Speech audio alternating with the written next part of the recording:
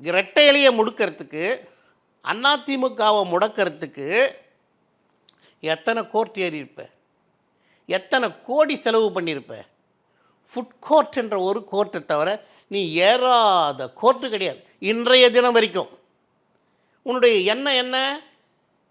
அதிமுகவை முடக்கிடணும், இரட்டை இலையை முடக்கிடணும், இபிஎஸ் காலி பண்ணணும்னு சொல்லிட்டு நீ கட்சியவே காலி பண்ண நினச்சவன் நீ. அப்படியாப்பட்ட உன்னை மன்னிக்க முடியாத குற்றம் செஞ்சுருக்க. நீங்கள் கேட்குறீங்க இப்போது, அதாவது நான் மன்னிப்பு கேட்டுக்கிறேன், என்னை சேர்த்துங்க, இது இல்லாதால அப்படி. ஆரம்ப காலத்திலேருந்தே இவருடைய பன்னீர்செல்வத்தோட எண்ணம் வந்து திமுக கூட சப்போர்ட்டடாக போயிட்டால் தன்னுடைய பணத்தையும் நம்ம பிள்ளைங்களையும் பாதுகாத்துக்கலான்ற ஒரு எண்ணம் தான். இதை வந்து 2 பிள்ளைங்களும் ஏற்றுக்கலாம், ஆனால் அவங்க மனைவி இருந்தால் ஏற்றுக்குவாங்களா?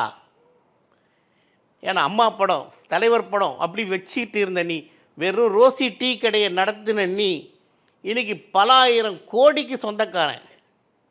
இப்படி உயர்த்தி வச்ச இந்த கட்சிக்கு துரோகம் பண்ணது உன் மனைவி உயிரோடு இருந்தால் ஏற்றுக்குவாங்களான்றது தான் என்னுடைய கேள்வி.